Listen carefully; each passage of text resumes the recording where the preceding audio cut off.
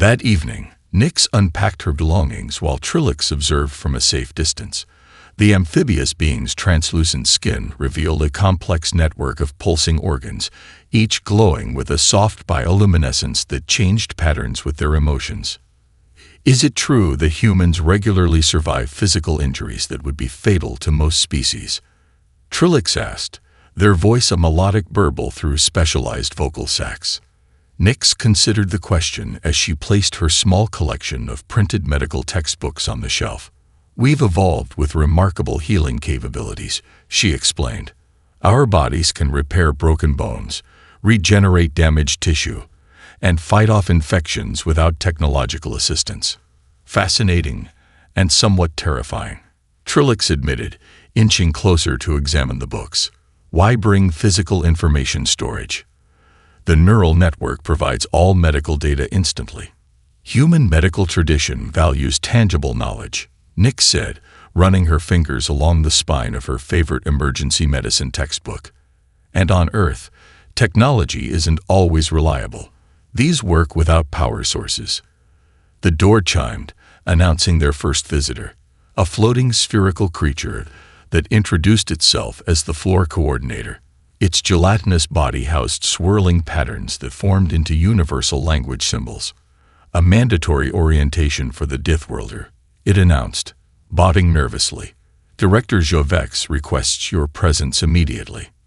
Nyx followed the coordinator through hallways designed with bewildering architecture, walkways that curved unexpectedly, doors that appeared as solid walls until approached, and occasional sections where gravity seemed optional. She noticed how other students flattened themselves against walls as she passed, their appendages trembling slightly. Director Jovex's office reflected the being's multi-dimensional biology. The room shifted subtly as Nyx entered, adjusting to accommodate her terrestrial perception. The director, a towering figure composed of overlapping translucent planes, rotated their primary communication surface toward her. Earth Representative Henderson. They began, their voice resonating from multiple points simultaneously. Your presence here represents a significant divergence from Academy traditions. Some faculty members expressed concerns about hosting a species evolved in extreme conditions. I understand their hesitation, Nyx replied carefully. Earth has shaped humans into something that might seem unsettling to beings from more stable worlds. The director's surfaces rippled in what Nyx interpreted as thoughtful consideration. We've installed emergency containment fields in all your classrooms, they explained, and modified the medical simulation chambers to accommodate your robust physiology. Nyx suppressed a smile. I appreciate the precautions, but I assure you they're unnecessary. I'm here to learn, not to demonstrate human resilience. Nevertheless, the director continued, certain boundaries must be established. You may not participate in physical contact exercises without supervision. Your access to laboratory facilities requires secondary authorization, and under no circumstances are you to demonstrate human emergency medical techniques without explicit faculty approval. The last restriction caught Nyx off guard. With respect, Director, I came here to share knowledge as well as gain it. Human emergency medicine has much to offer the galactic community. The director's form briefly fragmented before recomposing. Knowledge exchange will occur under controlled circumstances only. Your species' medical practices are considered potentially distressing to our students. As Nyx left the office, she wondered exactly what the Academy expected from Earth's first medical exchange student, if not to share the very techniques that allowed humans to survive their challenging homeworld. She would follow their rules for now, but something told her that circumstances would eventually demand more than the Academy was prepared to accept about human medicine. Returning to her quarters, she found Trilix cautiously examining the atmospheric regulator Nyx had repaired earlier. You know, Trilix said, watching Nyx enter, perhaps there's something to be learned from a species that doesn't wait for systems to save them. After the class exodus, Professor Elzin's appendages trembled as he attempted to regain control of the lecture. His epidermis had taken on a pale green hue, what Nyx was learning to recognize as the meridian equivalent of shock. Perhaps we should continue with more Conventional techniques, he suggested, his voice modulator pitched higher than normal. Of course, Professor, Nix replied, packing away her suture kit. She noticed several students recording the interaction with their ocular implants, no doubt sharing her demonstration across the Academy's networks in real time. As the remaining students filed out, whispering among themselves about the barbaric Deathworlder procedure, Voxstar approached. The silicon-based being moved with precise, crystalline motions, faceted eyes rotating to focus on Nex's hands. Your species has evolved redundant systems, they observed, their voice a harmonic resonance. Multiple organ backups, decentralized nervous pathways, and extraordinary tissue regeneration capabilities. Nix nodded. Earth doesn't forgive mistakes. We adapted accordingly. Yet you maintain technological advancement despite this biological focus. Trilix added, their amphibious form sliding closer. Most species choose either biological or technological evolution paths. Necessity, Nix explained as they walked toward the practical labs. We couldn't wait for our bodies to evolve solutions to every problem, so we created technological ones simultaneously. They passed a group of medical instructors who immediately stopped talking, their sensory organs tracking Nix with a mixture of fascination and apprehension. One whispered something that translated roughly as predator species in Nix's universal translator. The practical lab consisted of an immense chamber filled with holographic patients exhibiting various medical conditions. Students moved from station to station, diagnosing and treating the simulations with specialized tools that interface directly with the projections. Today's exercise focuses on circulatory disruption, announced the lab instructor, carefully avoiding eye contact with Nix. Apply Standard Protocol 372B for tissue regeneration. The students activated their medical arrays, delicate instruments that released specialized nanites programmed to repair damaged tissue and vessels. Nix observed their methodical approaches, noting how each species adapted the tools to their unique physiologies. When her turn came, Nix stepped forward to the holographic patient, a humanoid figure with a severed arterial vessel in its limb. Blood pulsed from the wound at an alarming rate, creating a growing pool beneath the simulation. Apply Protocol 372B, repeated the instructor. Nix hesitated. The patient will exsanguinate before the nanites fully deploy. In human medicine, we would stabilize the hemorrhage first. The lab fell silent. The instructor's sensory stalks extended fully, a sign of agitation. Proceed with Standard Protocol, Earth Representative. Nix reluctantly activated her assigned medical array, watching as the nanites slowly began repairing the damaged vessel. The simulation's vital signs deteriorated rapidly. The patient is dying, she said calmly. Permission to demonstrate an alternative approach. Absolutely not, the instructor replied. Follow protocol. The simulation flatlined moments later. A soft tone indicated treatment failure. Several students turned to watch Nix's reaction, clearly expecting the Deathworlder to display some emotional response to losing a patient. Instead, Nix calmly documented the failure in her notes. Time to treatment failure, 47 seconds.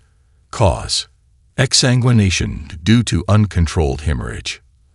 As the class moved to the next station, Voxstar fell into step beside her. What would your alternative have been? They asked, crystalline appendages clicking with curiosity.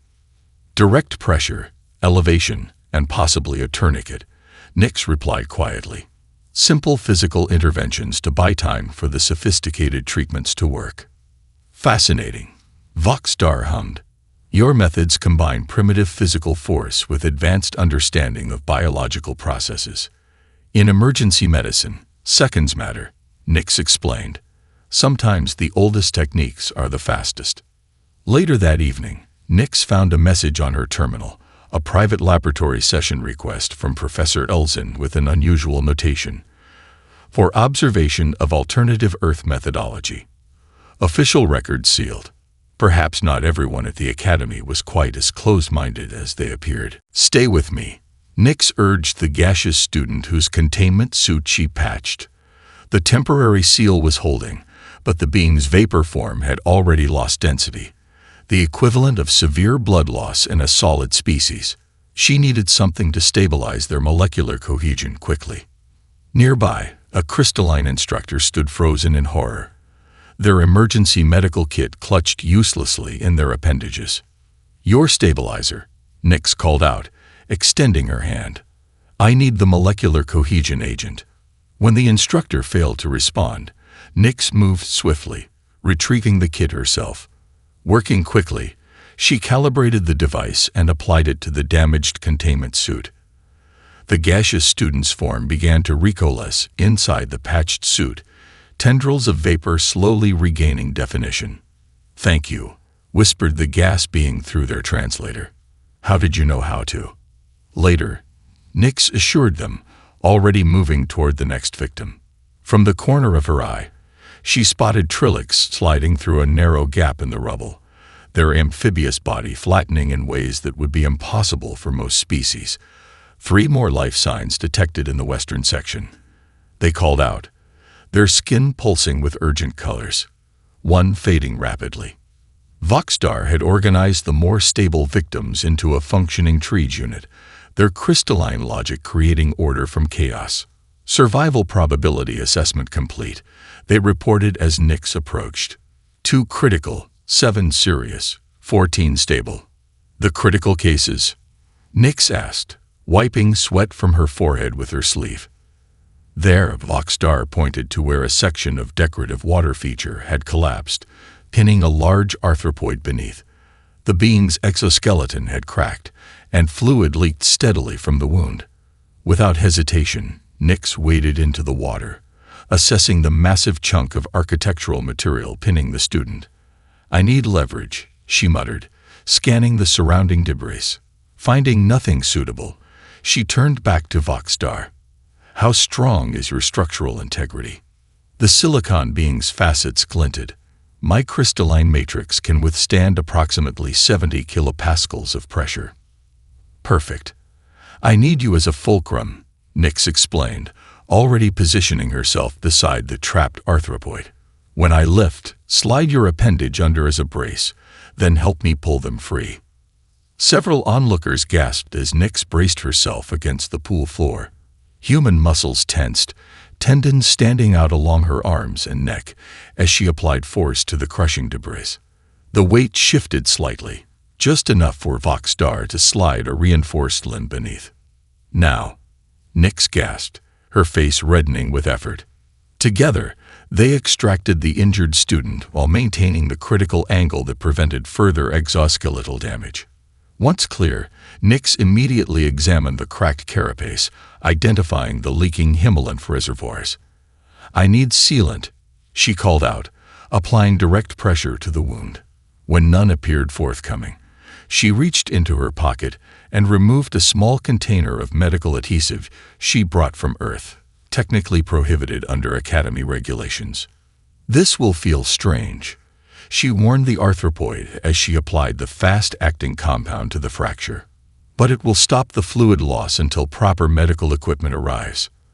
The compound immediately hardened, creating a flexible seal that moved with the being's natural exoskeleton. The leaking stopped, and the arthropoid's trembling subsided slightly. By the time the official emergency response units arrived 40 minutes later, Nix and her improvised team had stabilized all critical patients, established a functional triage system, and begun treating secondary injuries. The response team's commander, a hive-mind collective species, surveyed the scene with their multiple eye stalks, all focused on the human exchange student now covered in various biological fluids, exhausted but still monitoring her patients. "Remarkable," the commander's collective voice resonated. "You implemented emergency protocols that don't exist in our standard training." Nix finally sat down, her adrenaline fading. "On Earth, we call it battlefield medicine. You do whatever it takes with whatever you have." As medical transports began evacuating the injured, Nix noticed several Academy officials recording her methods.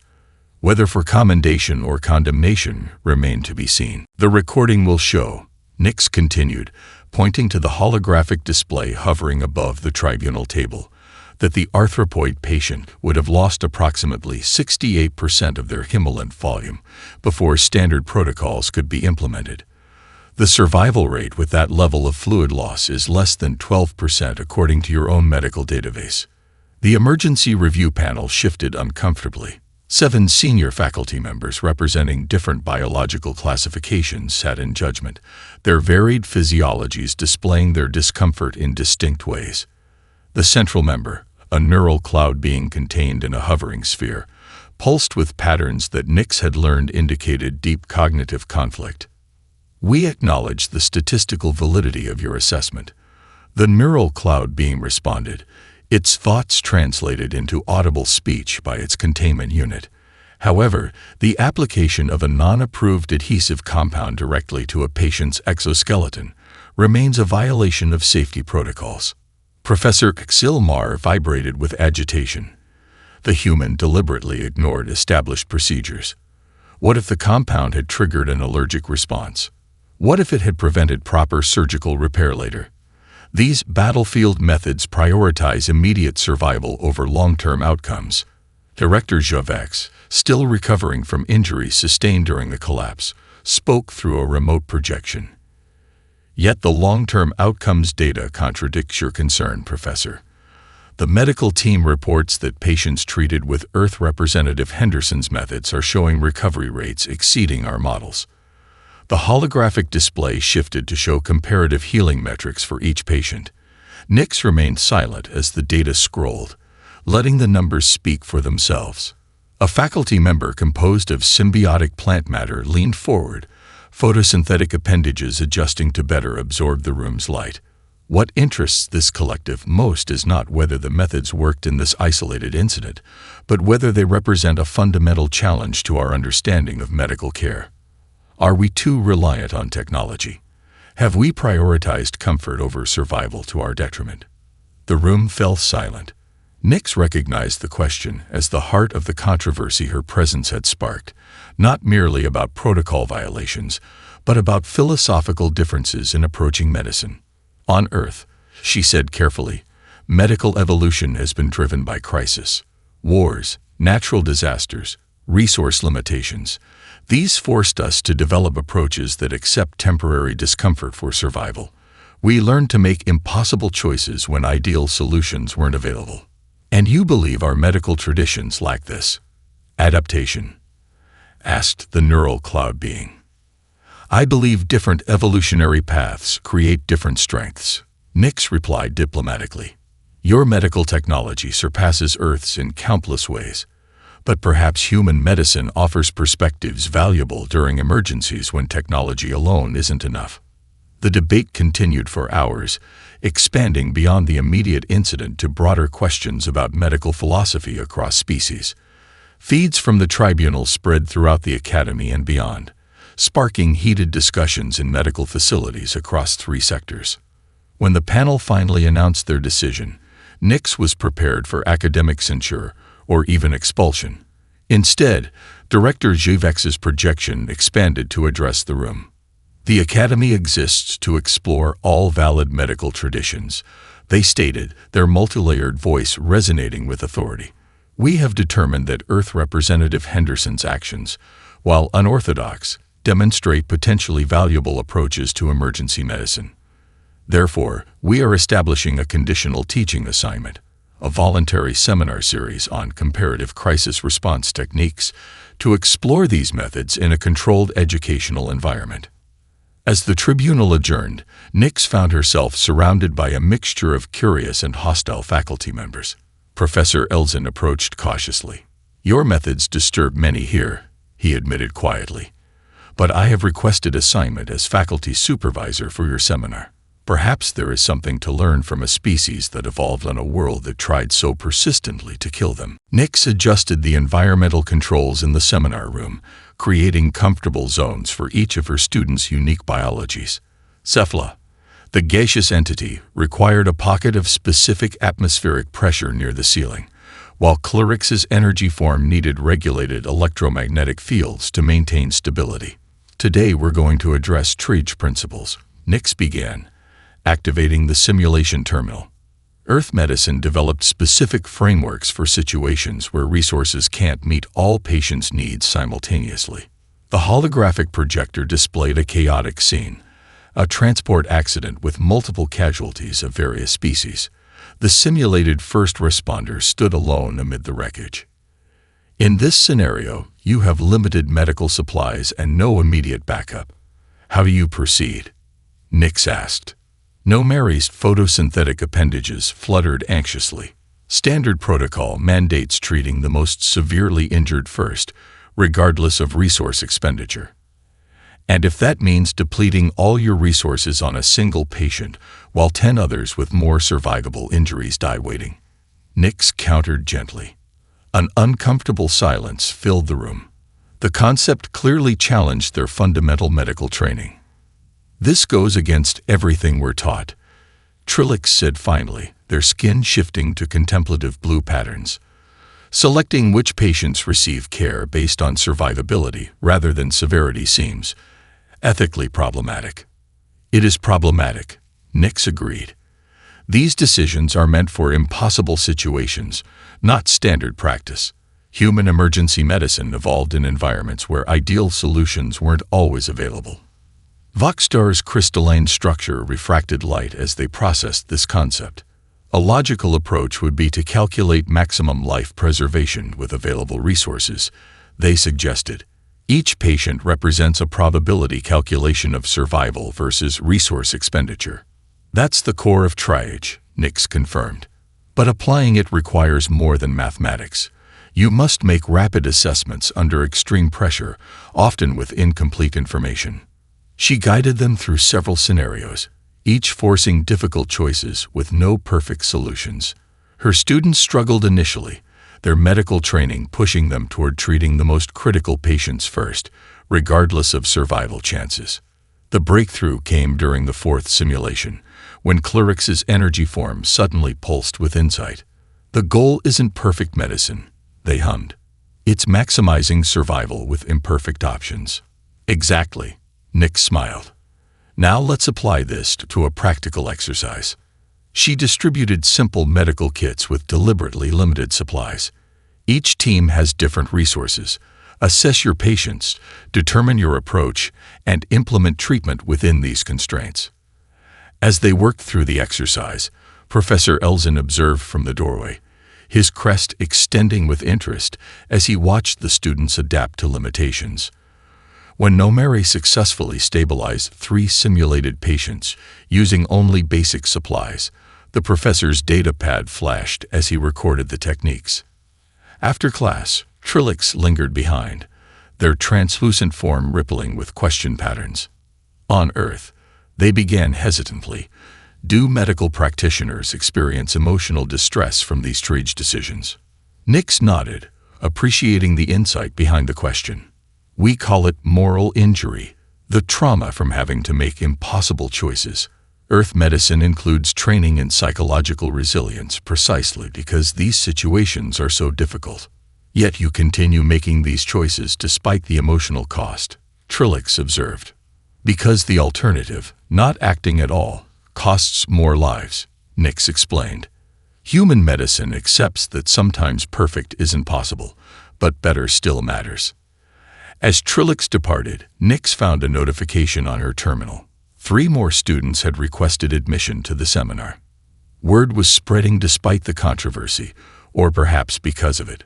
That evening, she discovered a package outside her quarters, a small collection of case studies from Professor Elzen's personal archives, featuring unusual emergency situations across different worlds. A note accompanied it. For comparative analysis. Perhaps your Deathworld perspective might identify possibilities our conventional approach has missed. The Academy's resistance was beginning to show cracks, one curious mind at a time. The simulation chamber's environmental controls whirred as they adjusted to the escalating parameters. Temperature plummeted suddenly, frost forming on exposed surfaces as the simulated spacecraft's life support systems continued their catastrophic failure. External temperature dropping below survival thresholds for 3 patient species. Voxstar reported their crystalline form less affected by the cold than their teammates. Estimated time to cellular damage: 4 minutes. We need to concentrate our thermal resources, Nix decided. Trilix, how's your environmental adaptation holding up? The amphibious being's skin had already developed a protective coating of insulating mucus. My homeworld experiences extreme seasonal variations. I can manage for approximately 20 minutes before requiring thermal assistance. Good. Focus on treating the silicon-based patients. They're most vulnerable to thermal shock. Nix turned her attention to the critical case they'd been working on, a gaseous entity whose containment suit had ruptured during the simulated crash. From the observation gallery, judges and spectators watched with increasing fascination. The simulation's difficulty had been quietly adjusted well beyond standard parameters after the adaptives had breezed through the initial challenges.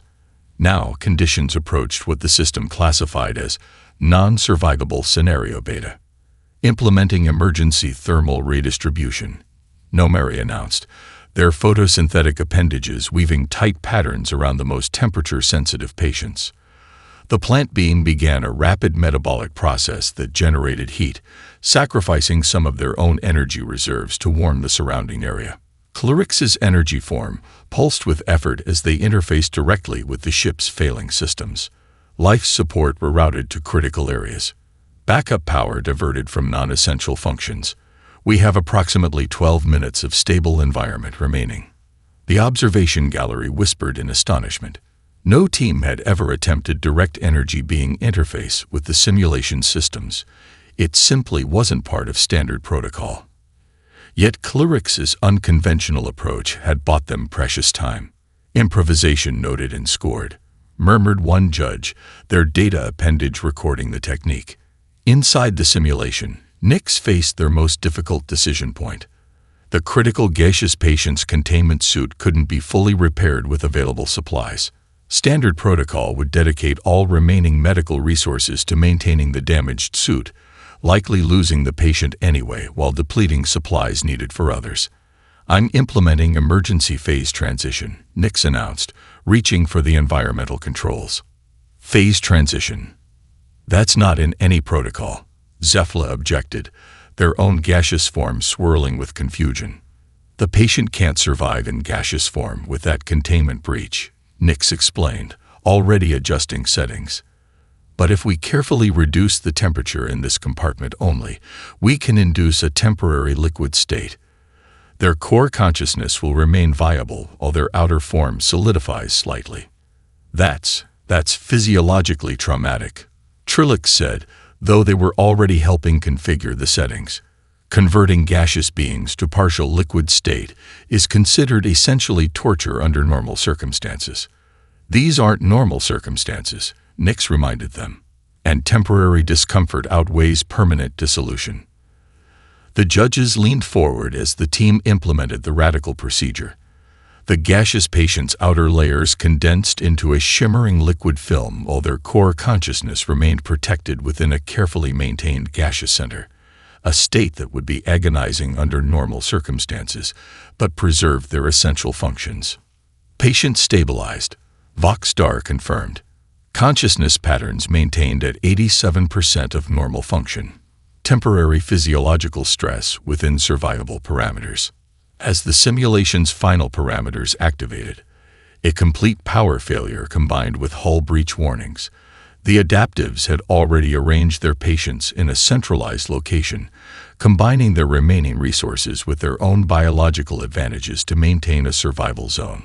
When the simulation ended, the scoring algorithms hesitated, attempting to process methodologies that existed outside their programming parameters. Finally, the display illuminated. Second place, with a notation of unconventional survival strategies merit further study. In the observation gallery, a senior medical administrator turned to her colleague. These methods are disturbing, certainly, But I can't help wondering how many patients we've lost over the centuries, because we prioritized comfort over survival when resources were limited. Perhaps, her colleague replied thoughtfully, there's something to be learned from a species whose medicine evolved not in peaceful laboratories, but on battlefields and disaster zones. Nix's makeshift treatment center had transformed the dormitory level into something resembling an Earth-field hospital. Beds were arranged in sections by species type, with improvised monitoring systems cobbled together from repurposed educational equipment. Medical supplies, already dwindling, were organized with military precision on carts that could be quickly moved where needed.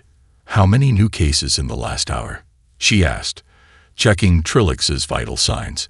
Her amphibious friend had been among the first infected, their permeable skin offering little resistance to the nanophages. Now they lay in a specialized moisture chamber, their normally vibrant coloration faded to dull pastels. 17, reported Voxdar, who remained unaffected due to their silicon-based biology. The quarantine appears to be holding, but internal spread continues accelerating. Nix nodded grimly, adjusting Trillix's fluid intake. The nanophages attacked cellular membranes with horrifying efficiency, causing them to become permeable.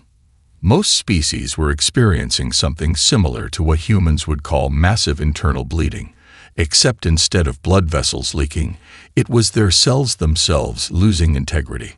"Clyrix, how's the research team progressing?" She called across the room to where the energy being hovered over laboratory equipment. "The nanophages resist conventional deactivation," they responded, their usual energetic glow dimmed with fatigue. "They appear designed with multiple redundancy systems, quite similar to how you described human cellular defense mechanisms." Nix paused, the comparison triggering something in her mind. "Wait, you're saying these nanophages have redundant systems, like human cells?" "The parallel is imprecise but notable," Clyrix confirmed. "They adapt when attacked, much as you described human immune responses during our lessons." Nix hurried to the laboratory station, examining the microscopic images of the nanophages. Their structure was artificially perfect, yet they behaved almost organically when threatened. "They're mimicking biological defense patterns," she realized. "That's why conventional deactivation fails. They respond like living organisms."